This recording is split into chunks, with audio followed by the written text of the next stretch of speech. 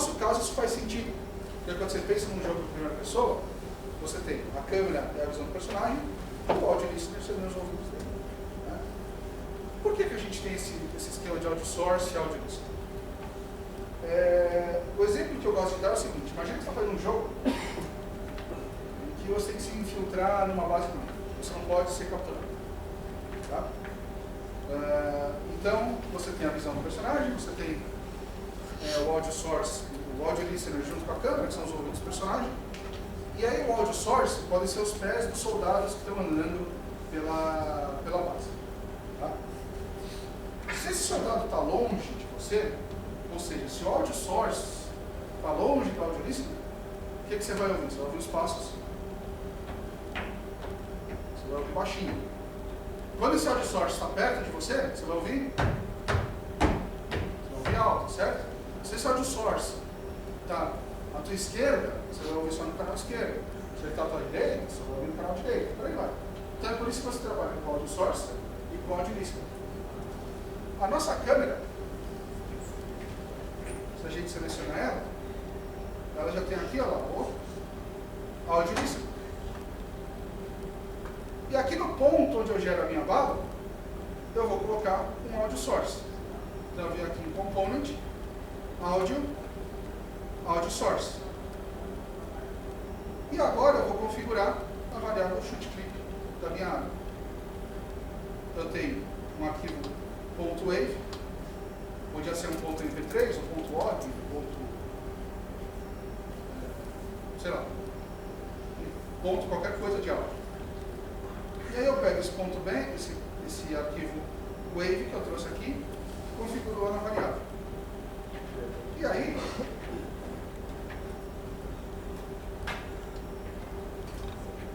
isso vai funcionar.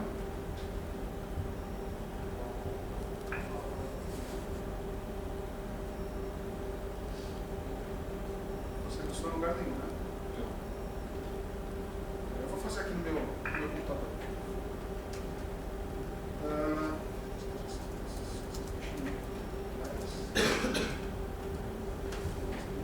Na força. Bom, tudo bem.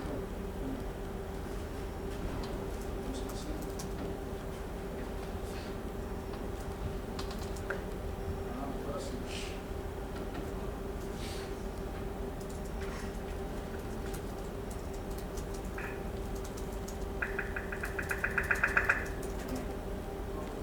Então agora eu vou rodar meu jogo e agora sim minha arma está disparando. Se eu me movo, o som continua no mesmo volume. Por que continua no mesmo volume? Porque o audio source e o audio listener estão sempre na mesma distância, né? Meu audio source está aqui, meu audio listener está aqui, então eles estão sempre na mesma distância. Agora, para vocês verem o efeito quando o source se distancia do listener, eu vou separar o ponto onde eu gero a minha bala da arma. Então aí quando a arma se mover, o ponto vai continuar no mesmo lugar. Então, aqui eu estou disparando a bala aqui em cima. Conforme eu ando para trás,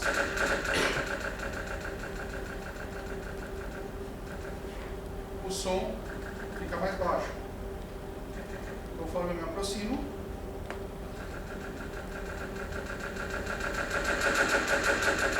eu não sei se vocês vão conseguir reparar. Ó, agora, o ponto de geração está aqui à minha direita. O disparo está saindo só numa caixa. Quando eu viro,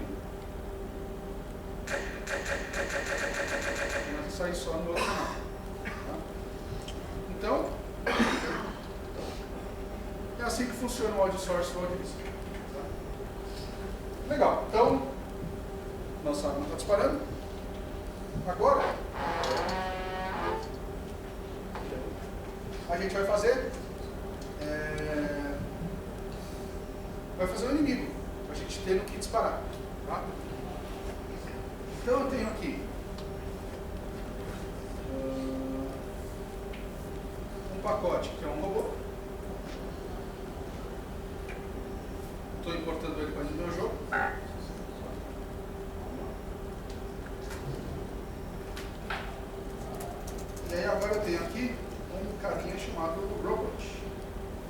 esse robôzinho aqui. Eu vou pegar esse robô e vou colocar aqui no meu jogo.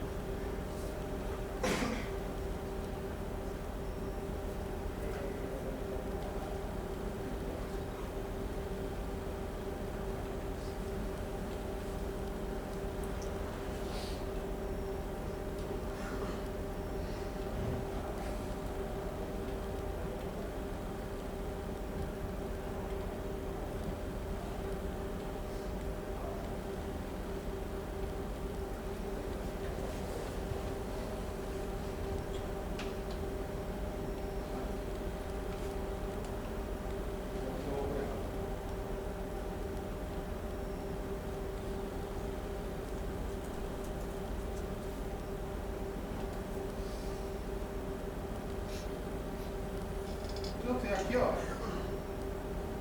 Eu tenho aqui um robô. E se eu atiro nesse robô, o que acontece? Se eu atiro e acerto nesse robô, o que acontece? As balas estão atravessando ele. Por que as balas estão atravessando ele? É o que estava acontecendo lá com a plataforma, né? Que a gente pulava e caía. Você está desenhando robô, mas a gente não está fazendo análise de colisão nesse robô. Então eu vou colocar nesse robô uma caixa de colisão. Eu seleciono o robô, clico em Component, Physics, Box Collider. Então agora em volta do robô a gente tem uma caixa de colisão. Aqui. Agora eu chego perto do robô, atiro. E agora sim as minhas balas estão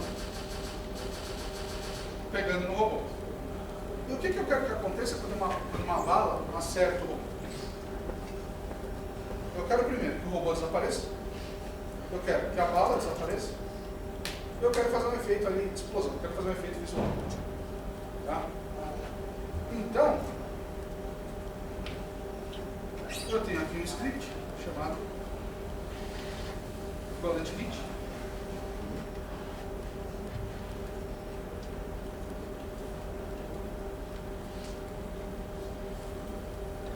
E o que esse script faz? Ele é bem mais simples que o script de disparo. O que eu tenho aqui nesse script? Eu tenho primeiro, eu tenho uma variável pública chamada Explosion, que é a explosão que vai ser mostrada quando o robô for atingido. E aí eu tenho uma função chamada OnCollisionEnter. Esse nome OnCollisionEnter não é um nome que eu inventei. Tá? Esse é o nome reservado da Unity. E esse OnCollisionEnter ele é chamado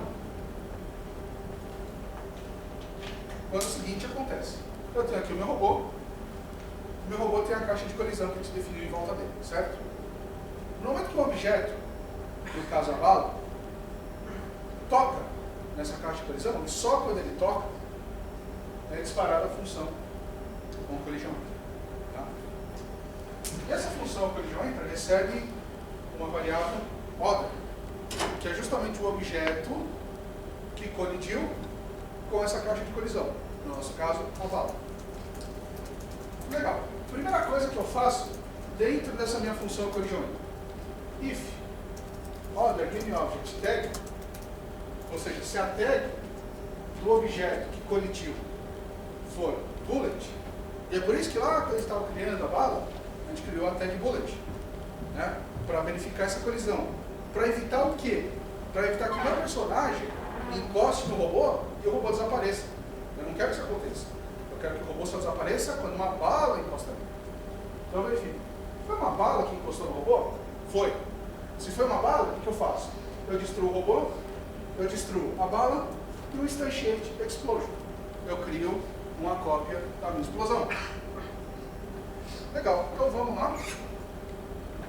Eu vou importar a explosão aqui para dentro do meu jogo.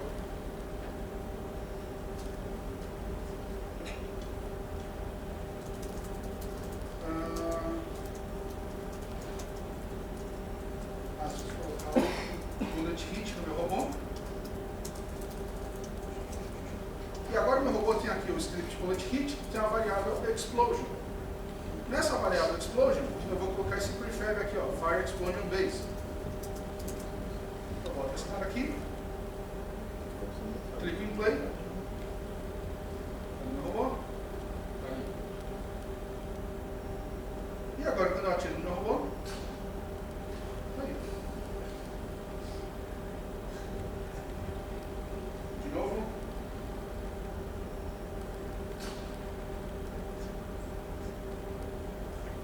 Pronto. Meu robô está sendo destruído. Só que esse jogo está um jogo de covarde, né? Coitado do robô, está ali de costas, tá cuidando da vida dele, não está fazendo mal a ninguém. Você chega lá e mata ele. Pô, isso é maldade, né? Então vamos fazer agora o robô perseguir o personagem. Tá? Para pelo menos eu ter um motivo para tirar no robô. Para fazer isso, a gente vai usar um negócio que chama Navigation Mesh. Tá? O que é o Navigation Mesh? O Navigation Mesh é um mapa da tua fase indicando quais são as áreas da tua fase que são, digamos, caminhadas. São áreas que os objetos vão poder se mover. Tá? Vamos dar um exemplo. StarCraft. Todo mundo conhece StarCraft? Sim? Legal. Imagina que tem um mapa ali de StarCraft. No meio do mapa, você tem uma montanha. Aí, a montanha está aqui. Você tem um personagem aqui embaixo. E você clica aqui em cima. Para o teu personagem se mover. O caminho óbvio para esse personagem se mover seria a linha reta. Mas ele não pode se mover em linha reta porque ele se montanha. Então o que você faz? Você monta o mapa de navegação desse teu nível, dessa tua fase. Esse mapa vai ser basicamente um quadrado com um buraco no meio, que é a montanha. Certo? Então o que vai acontecer? Na hora que você clica aqui em cima, esse teu personagem vai fazer uma análise do caminho mais curto, baseado no mapa que você criou. Então ele vai fazer isso aqui, ou vai fazer isso aqui. Enfim. Tá? Você pode fazer uma análise um pouquinho mais complexa e garantir que metade das vezes você clica vai para baixo, vai por cima.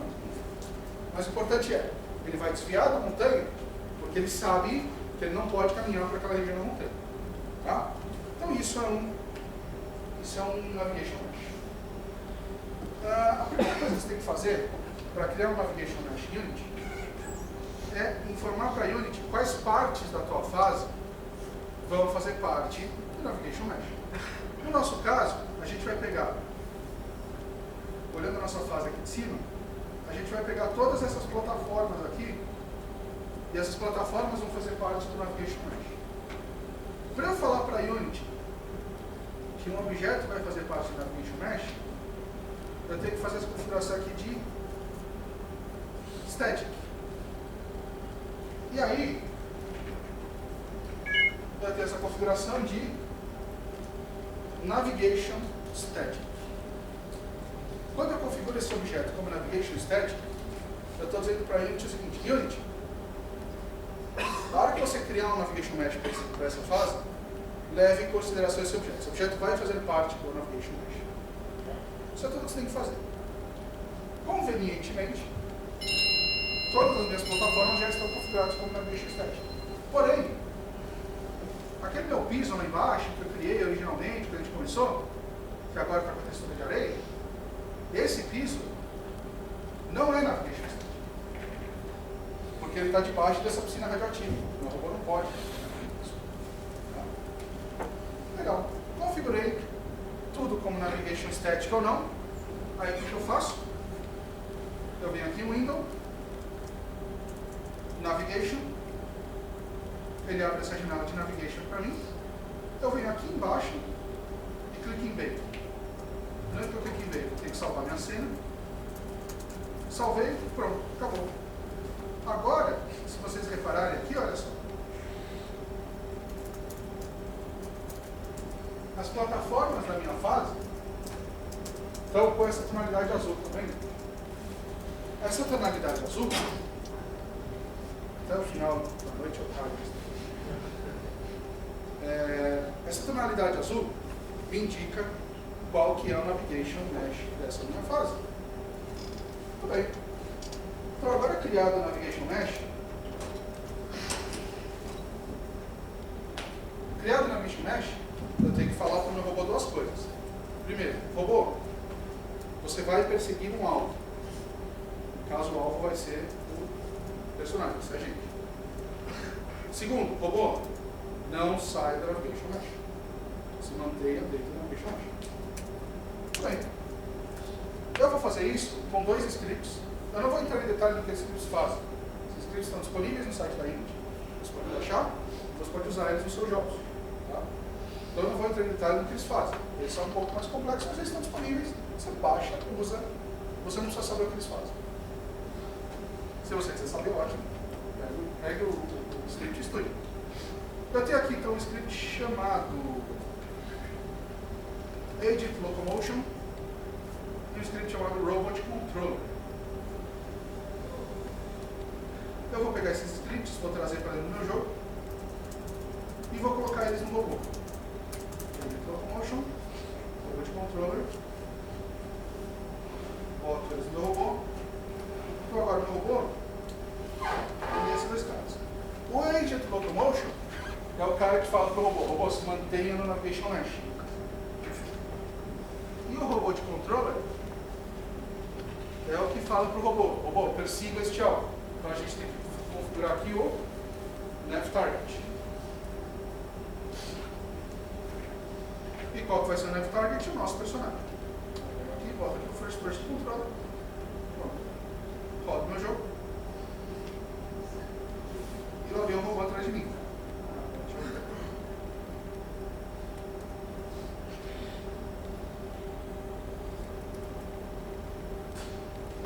E agora sim eu tenho motivo para atirar no robô. Ele está claramente ali, parece que foi matado. Não tem ele. A animação do robô está um pouquinho zoada, não repara. Às vezes ele desliza. Agora, vamos ver o Navigation Mesh em ação. Eu vou fazer o seguinte, o robô está vindo atrás de mim, eu vou vir aqui nessa esquina e vou virar.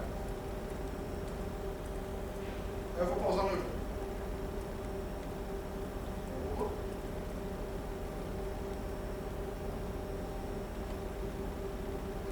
Deixa eu mover isso aqui para cima. Para ver se eu mostrar para vocês.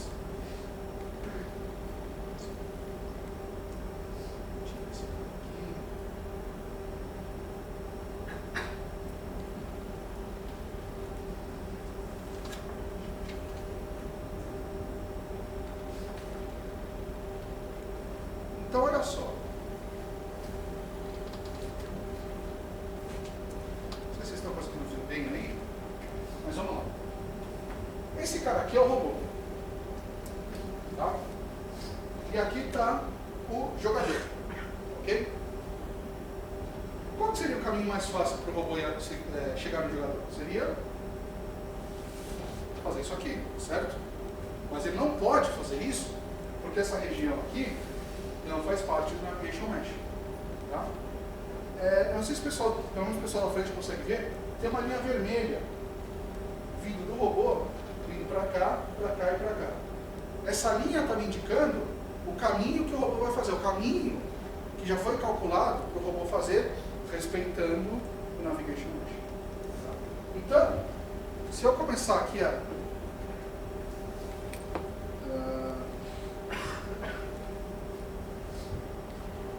se eu andar aqui quadro a quadro, vocês estão vendo ali o robô andando, né?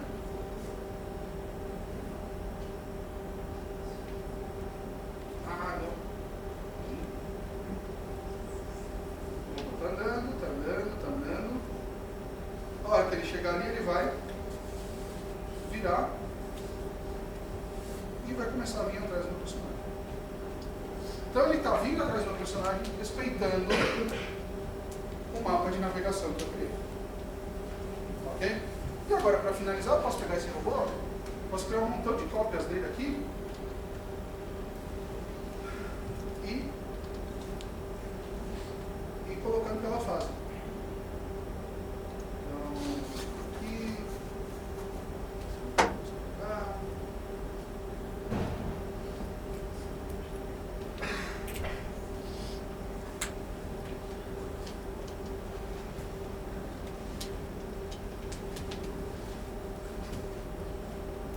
E aí, quando eu tô no jogo, tem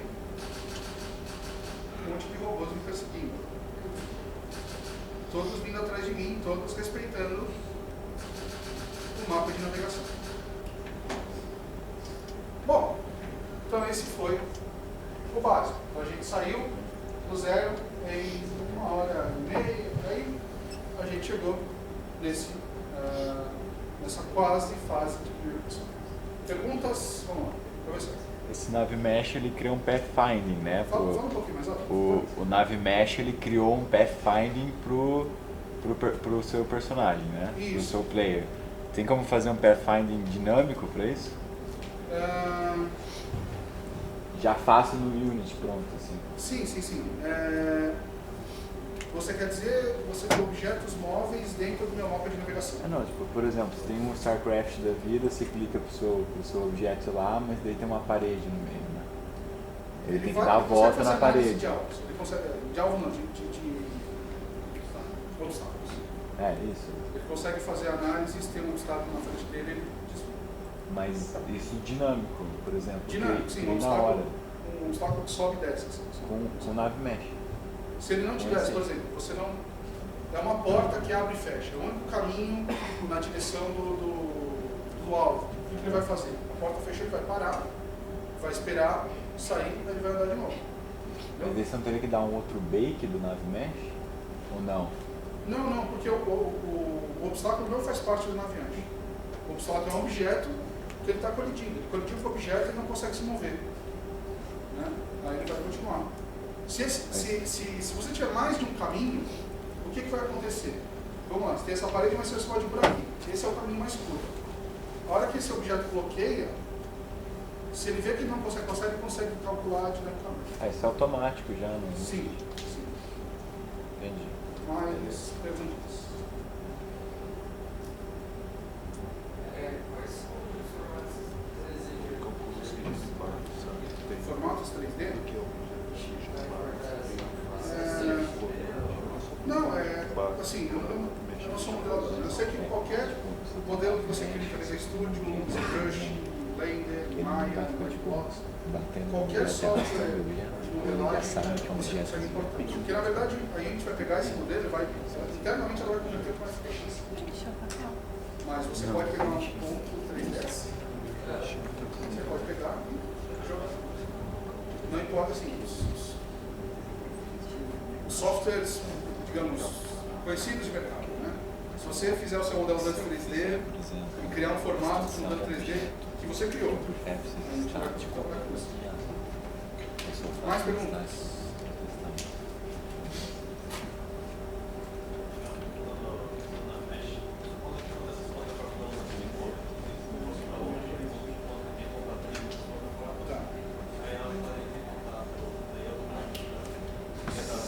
Se a plataforma for móvel, você tem que tratar um pouco diferente.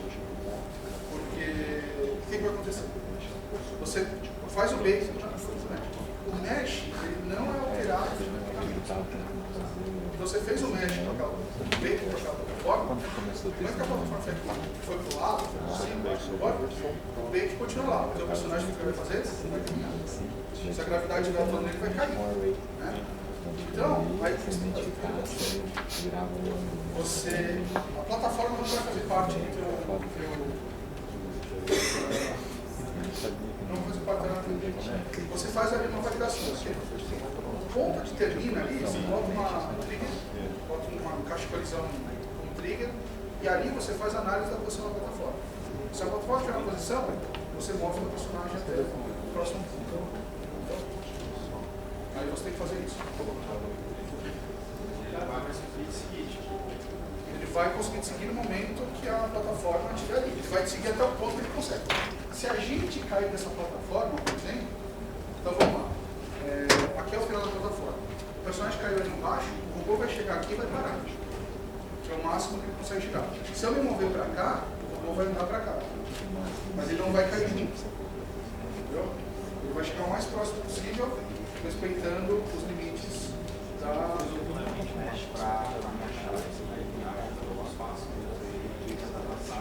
Isso, exatamente. Quando eu informei a variável target, na verdade o que acontece? vezes. O meu robô no update, vai pegar a minha posição no window e vai fazer uma linha que você manda quando esse personagem quando um objeto está andando dentro do Navigation Mesh, ele usa um componente chamado Navigation Mesh Agent. E aí tem uma função Navigation Mesh Agent que você define um alvo e ele vai fazer o cálculo do caminho baseado no Navigation Mesh. Cara, esse jogo ele tem o killzinho embaixo. Se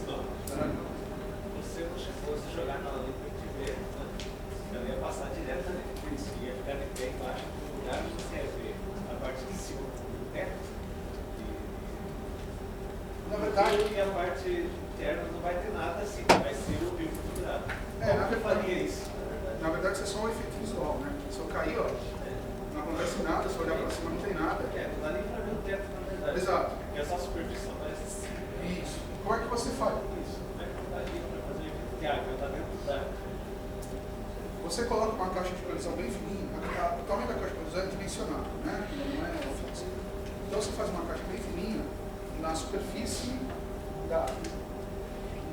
Não é que o teu personagem colide, você consegue detectar se a colisão vem de cima ou vem de baixo. Não é que o teu personagem colidiu em cima da água, quer dizer o quê? Quer dizer que ele caiu na água. Aí você, via script, altera a velocidade com que ele se move, altera a velocidade do pulo, inicia um processo de contagem de oxigênio, você pode aplicar um filtro na tua câmera, que vai fazer o efeito de debaixo d'água. E aí no momento que o seu personagem pular e a colisão com essa camada for por cima, ou seja, aqui está a camada, se o personagem vem de baixo, quer dizer que ele saiu da água. Aí você desabilita todos os efeitos. Posição do nível também, exatamente. É que nesse caso aqui, o nosso nível ele é plano, né? Você está sempre na mesma altura. Se você tivesse várias alturas, você poderia ter uma complicação. Mas, enfim, também. Pela posição Y do mundo, você também. Na verdade, você não mexe no material, você mexe no script. Isso, exatamente. Mais perguntas? Essa explosão que você colocou ali. É um negócio chamado sistema de partículas. Né? Na verdade, são vários sistemas de partículas, porque você tem ali, você tem o fogo, a explosão principal, aí você tem faíscas saindo, você tem fumaça, são vários sistemas de partículas que compõem essa explosão. Pode cozinhar diferente coisa. Como você fala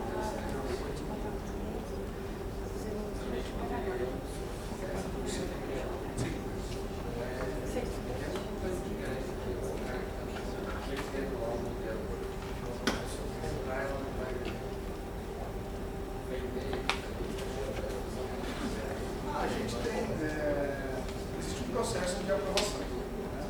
Se você baixar um modelo 3D, colocar um bigode e submeter de novo, a gente vai detectar que você está submetendo o negócio que o cara já fez. Ou alguém pode fazer um bigode, esse cara está com o bigode no meu modelo e está vendendo. Sim. Mas tem uma identificação. Não. É bem assim, é bem aberto, né? Inclusive, eu não vou te dizer todos, mas 99% dos produtos que você compra, se eles têm códigos, se são script, você recebe o script aberto. Se quiser alterar, você pode alterar. Alterar para o teu uso. Né? Se você colocar uma linha e submeter de novo, vai cair no.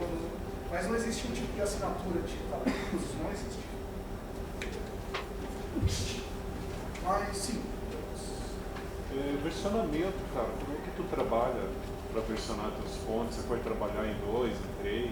Tem duas alternativas. Para o número 1, a gente tem a gente vem de um plugin da Unity chamado Team License, que é um sistema de versionamento integrado à Unity. Você pode utilizar para trabalhar em equipe. E funciona como qualquer sistema de versionamento padrão. Só que é pago ele, né? Aí vem a alternativa número 2. Se você quiser usar o Git, se você quiser usar o Tortoise, se você quiser usar qual mais tem? O SVN? Parece que tem um esquema de você transformar para não usar binário, né? Nas fontes, quando você cria. Já vou chegar nisso. Se você quiser usar o sistema que já existe, você pode usar. Você tem que fazer só algumas pequenas configurações na Unity. Uma dessas configurações é a seguinte: os arquivos de cena, né? Então isso aqui que a gente está fazendo é uma cena,